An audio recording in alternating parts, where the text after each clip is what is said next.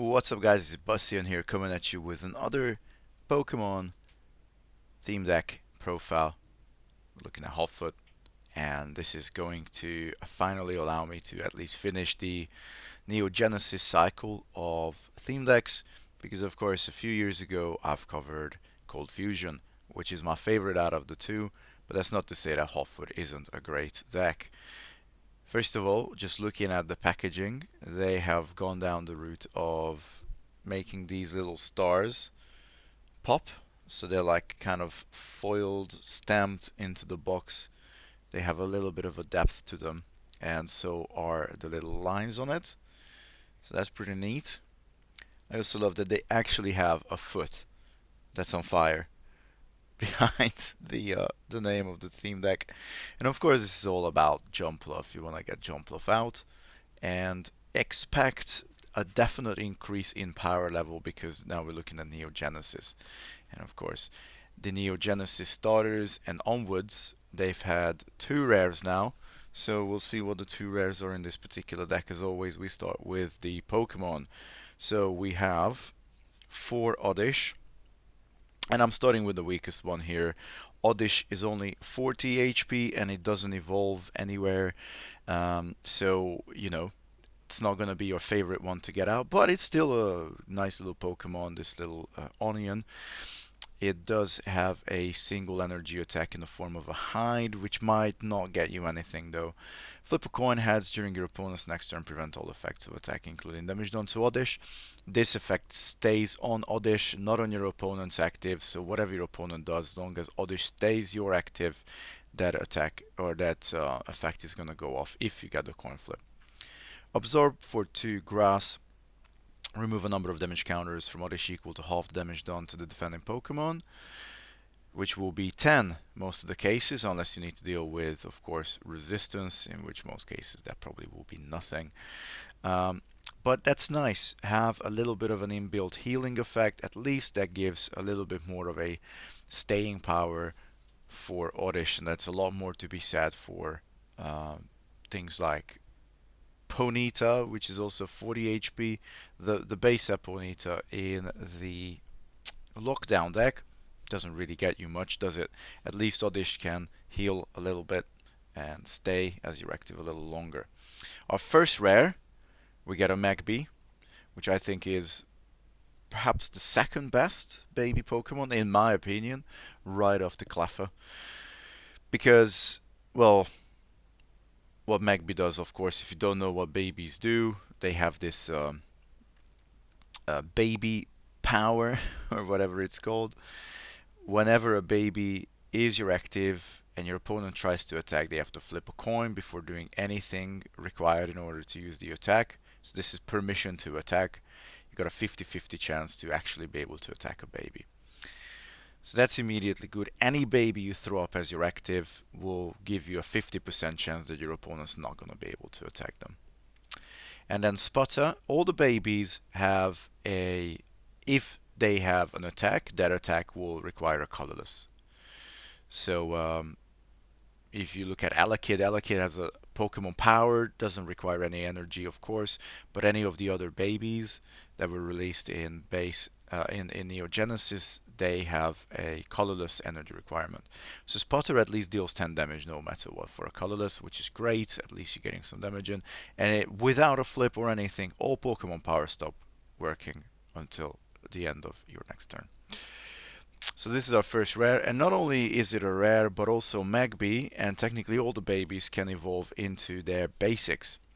They don't have to though, so you can still keep your Magby in play and then also play your Magmar if you wish to do so, but if for any reason you want to, you can evolve a Magby into a Magmar. This Magmar gives us 70 HP as your Pokemon, and it's a basic, so 70 is already good. Unfortunately, it doesn't have a single energy attack, but again, if you then think of using this Magmar in a different deck where you have DCEs, then your Tail Slap is still, you can pull it off of a DCE. Not in this deck, unfortunately, they don't include any double colorless. However, the Magma Punch is one of the big hitters for the deck, and especially that off a basic is pretty cool. So, if you end up with, building up Magmar, at least 2 energies on Magmar, and then you get a Magma Punch in the next turn, that's pretty cool. And of course, it covers a different weakness because Oddish is weak to fire, whereas Magmar is weak to water. One more thing to say about Magby and all the babies: 0 retreat cost, just to make them even more ridiculously good. Okay, continuing with the theme of heavy hitters, all the Pokemon from now on, they do evolve somewhere. The basics, sorry. So we've got 2 versions of Cyndaquil, and we have 1 Quilava that is included in the deck. It's not a great ratio. I would love to see a second Quilava, but this is what we have. So we've got the 50 HP Cyndaquil, which has a single fire energy attack in Fireworks, guaranteed to deal 20 damage. On a tail flip, you have to discard 1 energy card attached to Cyndaquil. I think that's still a small price to pay for a guaranteed 20 damage attack, especially of a 50 HP basic. That's pretty good. And we got the quick attack, 10 plus 20 on a successful heads flip. Again, this deck would definitely benefit from DCEs, not just for tail slap, but quick attack as well. And then we have the 40 HP Cyndaquil, which you would hope is a little bit more powerful, because, why did they decrease the HP otherwise? So we get Leer for a colorless energy. Flip a coin. If as a defending Pokemon can't attack Cyndaquil during your next turn, opponent's next turn.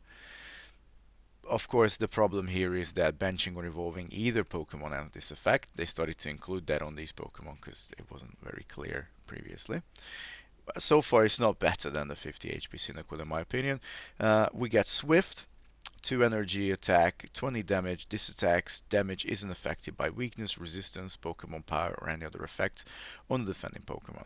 So, okay, that can be a pretty good way out. If your opponent has fire resistance, then you will still be able to get in 20 damage with the Swift. I would probably say your better option to evolve into a Quilava would still be one of the 40 AP Cyndaquils. The 50 HPs, just in my opinion, are superior. So let's see what Quilava does. One of our other heavy hitters. For 2 fire, we get Smokescreen, 20 damage. And if the defending Pokemon tries to attack during your opponent's turn, they have to flip a coin. If tails, that attack does nothing. Again, it unfortunately sits on the defender. So if they evolve or retreat or anything, that this is gone, but it's still 2 for 20. That's not too great, but it is what it is. Char, 3 fire energies, guaranteed 30. If the defending Pokemon doesn't have a Char counter on it, flip a coin. If heads, put a Char counter on it. A Char counter requires your opponent to flip a coin after every turn. If tails, put 2 damage counters on the Pokemon with Char counter. And this was what then became Burn later on in the game, or a version that they used. Well, yeah, obviously not exactly Burn. These Char counters are, however, what set the initial framework for Burn to be a thing later on. So we got Quilava, and I think it's a pretty cool Pokemon. It does have a high energy requirement. With most of fire Pokemon, that's obviously not a big surprise, but at least it gives one of our Cyndaquils an option to then evolve into something with a little bit of a higher HP, with a little bit better of a stopping power there. So there you go. And we also get 3 copies of Spinarak and 1 copy of Ariados. Spinarak's a good little Pokemon, only 40 HP unfortunately, but we get 2 different single energy attacks on Spinarak. Scary Face, flip a coin, heads until the end of your opponent's next turn. Defending Pokemon can't attack or retreat, and that's pretty good. Can be quite annoying. String Shot, flip a coin if has defending Pokemon is now paralyzed. If nothing else, at least that guarantees 10 damage to you. To evolve into Ariados, we get plus 20 HP, 60 in total, and we still have a single energy attack in the form of Spiderweb. Flip a coin if heads, the defending Pokemon can't retreat. And for 3 Grass, Poison Bite, a guaranteed 20 damage attack. If this attack damages the defending Pokemon is now poisoned, and you remove a number of damage counters from Ariados equal to half that damage, rounded to the nearest 10. So this basically gives you a guaranteed heal 10, and it also gives you a guaranteed poison on your opponent, which is pretty fantastic, really. But you know, obviously, the only issue is that if your opponent would have a defender on their Pokemon, or they have grass resistance, then Poison Bite will do nothing whatsoever. That's the drawback of it, but otherwise I think it's a very decent attack. It's a very typical bug attack, actually, if you wish. So there we go, we get 3 Spinarak and Ariados where they can evolve into, which is pretty good. And then finally, the main event, 4 Hoppips, 2 Skiplooms, and our second and final rare, a Jumpluff. So let's start with the Hoppip. So first of all, we get the same version of Hoppip, and if you start with Hoppip, fantastic, because this little guy has 50 HP. You can definitely deal 10 damage with the Hop attack without any specific energy restriction. Or, and what I would normally utilize first turn, get a Sprout, search my deck for a basic Pokemon named Hoppip, put it onto the bench, get at least another Hoppip out so we can play about with free retreating, because this and Magby are our free retreaters. Great card to start with for sure. And then 2 of these 4 Hoppips can evolve into Skiploom, 60 HP now, and we have Poison Powder, which for 1 energy deals 10 damage and it guarantees a poison, which is amazing.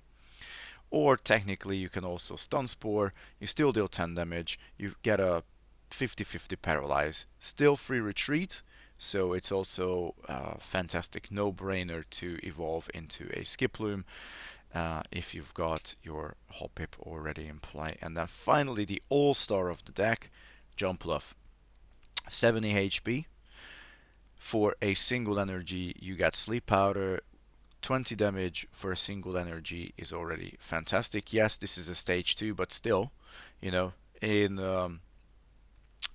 proper base Neo format, Jumpluff is a well-known deck, because even if you get energy removal, you just throw that back in and you're guaranteed the 20 damage and you're guaranteed your sleep as well. Yes, they can wake up from it, but still, they might not.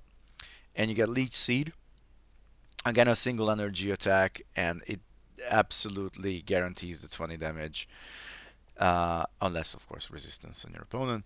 If this attack damages the defending Pokemon, remove 1 damage counter from Jumpluff if it has any. Super easy to get your Hoppips out with Sprout. You have 2 Skiplooms to then be able to go into this one Jumpluff, and you can get into the Jumpluff very quickly. It doesn't need extra energies, you don't have to worry about anything. The retreat cost is 0, has a little bit of an inbuilt healing effect. I think pretty cool overall. Remember that your Oddish, Ariados, and Jumpluff all have the ability to heal themselves. So how can the trainer lineup make this deck even better? Well, first of all, with a Professor Elm. Any deck is better with a Professor Elm. Of course, remember that they started to introduce the effect that certain trainers, once you play them, you can play any more trainers that turn. Professor Elm, so good though, it's an absolute staple. Great to have it. You also get a copy of Bill's Teleporter. Maybe not as good as Elm. It relies on a coin flip. If you do get a heads, however, you do draw 4 cards. I've seen a couple of decks actually running Bill's Teleporter nowadays. I'm not a big fan, but I'm sure that there is some secret tech maybe where Bill's Teleporter is particularly good. We have 2 more cards that allow us to get more cards. We got 2 Pokemon Marches. Your opponent might search their deck for 1 basic and put it onto the bench. Then you may search your deck for a basic and put it onto your bench. Then each player shuffles their deck. So if I was to find myself having a Quilava but no Cyndaquil, that will be the option when I will play Pokemon March, just to fish out a Uh, a random basic, I probably wouldn't play this. This is probably one of the weakest trainers really in this particular deck. It's not terrible. You know, if you got Jumpluff and Skimp Bloom in your hand but no Hoppips, get a Hoppip. We also have some ability to get Pokemon back from our discard. Unfortunately, Super Rod will not guarantee a particular type. On heads, you get an evolution. On tails, you get a basic. You more often than not would want to recirculate, you know, Ariado, Skiploom, Jumpluff kind of things. So you kind of hoping for the tails. But still, you can get some Pokemon back from your discard. And then finally, on top of some of these nicely inbuilt healing attacks, we have 3 copies of Moo Moo Milk, where obviously, you know, you flip 2 coins. For each heads, you remove 2 damage counters from the Pokemon that you want to heal up. I am certainly divided on Moo Moo Milk because, you know, what if you get nothing? You can quite easily get 2 tails and just absolutely waste the opportunity to heal up. I think it's less of a brunt in this deck where you already have some inbuilt damage protection. But if you wanted to heal up your Quilava, for example, or a Magmar, and you rely on the Moo Moo Milk, you don't get it, you're gonna get a little bit disappointed potentially. We actually get a good selection of 9 trainers. It's definitely better than the Devastation or Trouble decks from the Rocket era. And as always, we have 28 energies, and for fire we only have 7. So you really want to be careful with your fire energies. If you want to use that char attack on Quilava, you are going to need your fires for that. So perhaps instead of Pokemon March, maybe it would have been good to include a couple of energy search cards. Because the rest, 21 grass energies, well, that's definitely going to be able to keep you going. But if you think about this, your main guy, Hoppip, Skiploom, Jumpluff, they only need 1 energy. Yeah, okay, you need the 3 for Ariados, but all the rest of your guys can also easily tick along on 1 grass energy. Whereas Quilava, that really needs that 3 fire to be able to do something nice. You only get 7 energies to get it up, so I think that was one of my main gripes with this deck, is that the energy distribution could be better. I would much rather have at least 10 fire and then drop the grass down to 18. But anyway, that is just my opinion, guys. This is still a fun deck to play, and of course, this is the Hotfoot theme deck from Neo Genesis. Once again, I thank you for joining me, and up until next time, check out my other videos, leave a massive like, subscribe if you haven't yet. I really want to hit that 500 subber now, if I can. And yeah, stay tuned for more stuff. Basayan signing out. Peace.